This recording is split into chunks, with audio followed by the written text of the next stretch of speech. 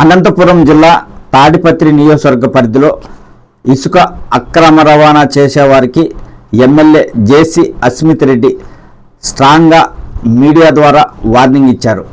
అరికట్టాలని చెప్పేసి స్ట్రాంగ్గా అడిగొచ్చాను. ఒక స్పెషల్ టీంని తయారు చేయమన్నాను. ఏమైనా వీలైతే స్పెషల్ సీఎల్ ఎవరన్నా వేస్తారేమని అడిగాను. సో చూద్దాం. హామీ ఇచ్చాడు, ఇంక ముందు జరగవని చెప్పి చేస్తానని చెప్పాడు. So I wait and see మనకి రిజల్ట్ ఏమొస్తుంది. ఒక టీం ఫామ్ చేశారు ఇసుక అక్రమంగా జరగకూడదు అనేసి, కానీ ఆ టీం పట్ల కూడా సీఏ లక్ష్మీకాంత్ రెడ్డి దురుసుగా ప్రవర్తించాడు. మీరు ఫోన్ చేసి మాట్లాడితే కూడా మీతో కూడా కొంత నిన్నటి ఘటన అంటే ఇప్పుడు ఒక నెల రోజు నుంచి లెటర్లు రాస్తా వస్తున్నాం, అరికట్టండి అరికట్టండి అని చెప్పి, కానీ ఎవరు స్పందించట్లేదు. సో నాకు తెలియకుండా కూడా నా దగ్గర ఉన్న పిల్లోళ్ళే స్వతహాగా వాళ్ళందుకు వాళ్ళే డీజిల్కి డబ్బులు పెట్టుకొని పోయి లారీలు గిరీలు పట్టుకొని వచ్చి రండి సార్ కేసులు బుక్ చేయండి అని చెప్తే కూడా ఈ లక్ష్మీకాంత్ రెడ్డి ఒకటే అంటాడు, రాజీ కమ్మంటాడు.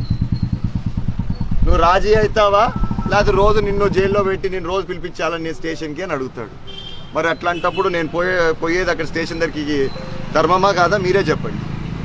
అంటే మనం వాళ్ళు చేసే పని కూడా మనం చేసి మనం అప్పగిస్తే కూడా వాళ్ళు కంటిన్యూ చేయలేకపోతున్నారు. సో అందుకు ఖచ్చితంగా నేను పోవాల్సి వచ్చింది. ఇంకా నేను పోకపోతే ఎవరికి నమ్మకం కుదురుతుంది? కార్యకర్తలకు కానీ సామాన్య ప్రజలకైనా కూడా వాళ్ళకి ఏమనిపిస్తుంది? అసలుకి వాళ్ళకే లేనప్పుడు నేను ఎందుకు వచ్చేది అడాన్ని? సో అందుకోసం ఖచ్చితంగా వాళ్ళ కోసం పోయాను. ఈ ఇసుక మాఫియా పైన మాత్రం పోరాటం ఆగదు, చేస్తూనే ఉంటాము. ప్రతిపక్షంలో ఉన్నప్పుడు కూడా దేనికి లెక్క చేయకుండా తిరిగి మా పైన కేసులు పెట్టించుకొని మరీ మేము ఆపిన రోజులు ఉన్నాయి. మరి అట్లాంటప్పుడు ఖచ్చితంగా మేము పక్షంలో ఉన్నాము. ఇసుక దందా అనేది జరగనీయము. నేను సంపాదించుకోలేకన్నా, ఇది నా ఇంటి కోసం చేయలేదు, ప్రజల కోసం పోరాడుతున్నా నేను ఇక్కడ. మీరే చెప్తున్నారు ఇప్పటికే నీళ్లు రావట్లేదు మాకు అని చెప్పేసి. మళ్ళీ ఇసుక తవ్వకాలు జరుగుతూ ఉంటే ఎక్కడ చూసినా డ్యాములు కట్టున్నారు పైన. ఎక్కడి నుంచి వస్తుంది మనకి ఇసుక? మరి ఈ నీళ్ళు అనేది భూగర్భ జలాలు ఉంటాయా మనకి ఫ్యూచర్లో? ఉండవు. సో నేను మీకోసం పోరాడుతున్నా ఇది. సో దయచేసి నేను ప్రతి ఒక్క గ్రామస్తులకి నేను ఈరోజు విజ్ఞప్తి నేను అడుగుతున్నాను, కోరుతున్నాను, దయచేసి మీరు కూడా సహకరించండి. ఎక్కడన్నా అక్రమంగా ఇసుక తరలిస్తుంటే ఆపండి. ఎవరికి భయం లేదు, నేనున్నా మీ అందరితో. ఖచ్చితంగా పోరాటం జరుగుతూనే ఉంటుంది. మరొక్కసారి మీ అందరికీ హెచ్చరిస్తున్నాను, ఎవరైతే ఇసుక దందా చేస్తున్నారో దయచేసి చేయొద్దండి. ఇదే స్ట్రాంగ్ వార్నింగ్. ఈ ఇసుక దానిపైన కూడా నేషనల్ గ్రీన్ ట్రిబ్యునల్ కూడా ఒక మెసేజ్ ఇచ్చింది మీ అందరికీ. నిన్న పంపించింది కూడా ఒక టీంని. గత 5 ఏళ్లలో ఎటువంటి ఇసుక మాఫియా జరిగిందని చెప్పి తాడిపత్రికి కూడా వచ్చారు, కొలతలు వేసుకొని పోయారు. మళ్ళా నేనైతే లెటర్లు రాస్తున్నా వాళ్ళకు కూడా. నేను అనుకుంటున్నాను రేపు చర్యలు తీసుకుంటారని కోరుకుంటున్నాను కూడా మీ అందరితో.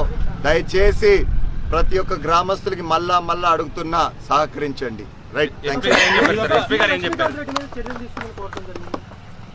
చర్యలు తీసుకోమంటే ఏముంటుంది చర్యలు తీసుకునేది? వాళ్ళు అక్కడికక్కడికి పట్టుకోండాల. నన్ను దాదాపు 5 గంటల సేపు రోడ్లో వానలో నిల్చోబెట్టారు. కేవలం నేను అడిగినది ఒకటే, ఆయనను వచ్చి కేసు పెట్టమని అని చెప్పి. మళ్ళీ రాకపోతే ఫోన్లో ఏమో నాతో ఎట్లంటే ఎట్లా మాట్లాడినాడు. దా చూసుకుందాం, ఏంది నువ్వెవరు నాకు చెప్పేది. నేను ఒకటే అడిగా, అన్న రాజీ ఎందుకు పడుతున్నారు? పడద్దండి, మీరు కేసు పెట్టండి.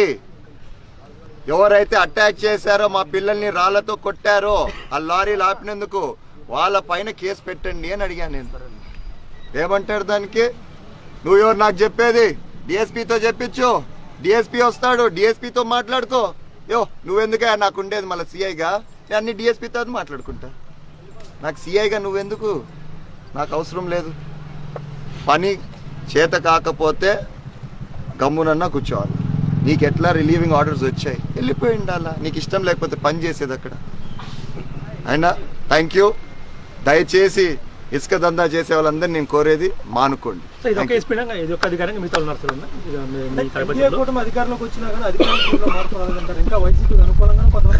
చేస్తున్నారు, ఇంకా వాళ్ళు అదే జెండా కప్పుకొని ఉన్నారు, కొంతమంది. ఆ ఒక్కో ఇద్దరు వల్ల మొత్తం వ్యవస్థకే చెడ్డ పేరు వస్తుంది. నేను వాళ్ళని కూడా కోరుతున్నా, 5 ఏళ్ళు ఎలాగో 100% ఒకట పార్టీకే పనిచేశారు మీరు. నేను ఇప్పుడు ఏదో మొత్తం నా కోసం చేయమని నేను చెప్పట్లేదు. ఎక్కడ న్యాయం ఉంటే అక్కడ చేయండి, ఎక్కడ ప్రజలు కష్టపడుతున్నారో వాళ్ళకి సహాయపడండి. Right, thank you.